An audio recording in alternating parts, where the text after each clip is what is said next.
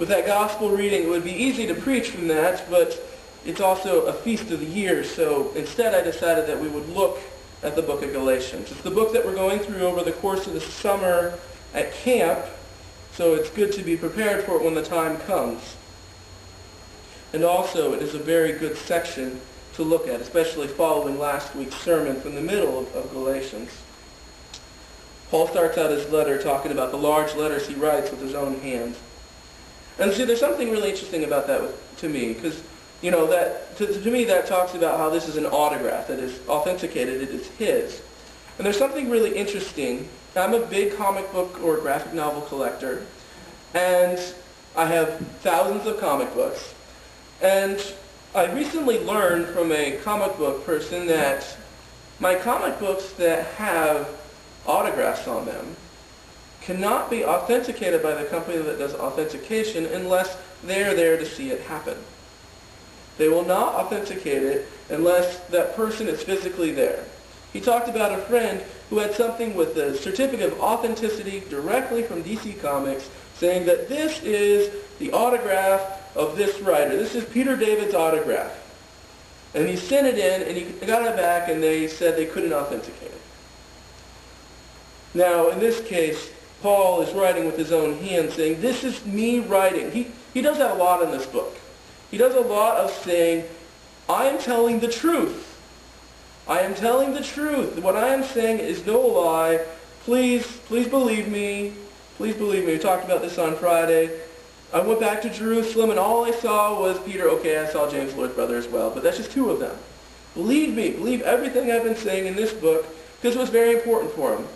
Because the big controversy in this book was that Paul, in this region, this was more than just one church, this was a letter that was passed amongst his churches, that in this region, in this area of Galatia, he came in, he preached the gospel, and then behind him came other people who were trying to preach a different gospel, who were trying to do something that wasn't the gospel. So it was very important to him, as he went through this letter, to keep on assuring them that what I'm saying is no lie, and that what I'm saying comes from God, and what I'm saying is what I'm saying. That's what he's saying here. Because most likely he didn't write the whole thing in his own hand. He probably had a secretary of some sort that would have written it out for him. But in this last part, he wrote it, and he wrote it with large letters to authenticate, yes, that is Paul's handwriting. That is Paul's handwriting. I know Paul's handwriting when I see it. And so this is a case where even up to this day we can say, yes, Galatians is written by Paul. We know Galatians is written by Paul. And so that's the first thing in this section. And he concludes his letter. This is what this is, the conclusion of this letter, the conclusion of all the arguments about what had happened, and he sums it up in just such a small space. He sums it up in such a small space. He says, those who want to make a good impression outwardly are trying to compel you to be circumcised. The only reason they do this is to avoid being persecuted for the cross of Christ. To avoid being persecuted for the cross of Christ. That's something that we want to avoid, to avoid being persecuted for the cross of Christ. The reason they're doing this is because they feel pressure coming from other people. That they feel pressure coming from other people. And once upon a time, Paul was one of those people. And he was even worse than this. But Paul would have been this type of person originally, saying, okay, if you're going to be a Christian, then you got to follow everything underneath the Judaic law. You follow everything that's under that. And so it's a peer pressure given to them that you must obey everything in here. You must do everything according to the standard. You must continue to grow your beard in that particular way. You must continue to wear your hair in that particular way.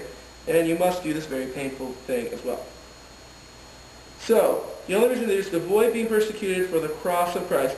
Not even those who are circumcised obey the law, yet they want you to be circumcised, that they may boast about your flesh.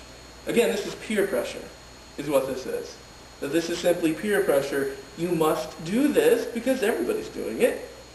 You must do it because everybody's doing it. And of course we're obeying all the laws. But the thing that was said in those days, up until the time Jesus came, the big rumor amongst the Pharisees was that if you could follow the law perfectly for a single day, if everyone followed the law perfectly for a single day, then the Messiah would come. If everybody would follow the law perfectly for a single day, the Messiah would come. That gives you an idea of how hard it was to be able to follow the law completely. How hard it was to do every single little thing. Number one, to know what all the laws are, and number two, to be able to follow them appropriately. It'd be like moving into a new community and finding a whole bunch of, trying to build a new building. And you're going to find that there's rules in another state. There's different rules in Idaho than there are in Mississippi. There's different rules in Ohio than there are in Iowa. There's different rules in Iowa than there are in Alabama. There are different rules in different places. But in this case, it's trying to obey all these 602 laws perfectly. And Paul continues over and over and over again to say, this is virtually impossible. That is why we had to make sacrifices. And that is why Jesus had to make the ultimate sacrifice, because ultimately we cannot do it. We cannot do it. Yet there's still peer pressure on this one thing. And that happens even in churches. That's why we have so many different denominations and so many different styles. There would be some people who would say that it's terrible that we're putting stuff up on a board. That you can't do it that way. That's not how Jesus and the disciples did it. They used the King James Version and they sang out of our hymnal. Neither one of them existed at the time.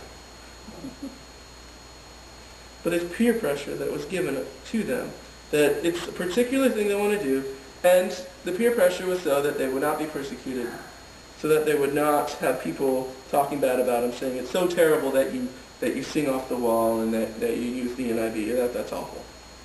Okay, so he continues. Man never boasts except in the cross of our Lord Jesus Christ, through which the world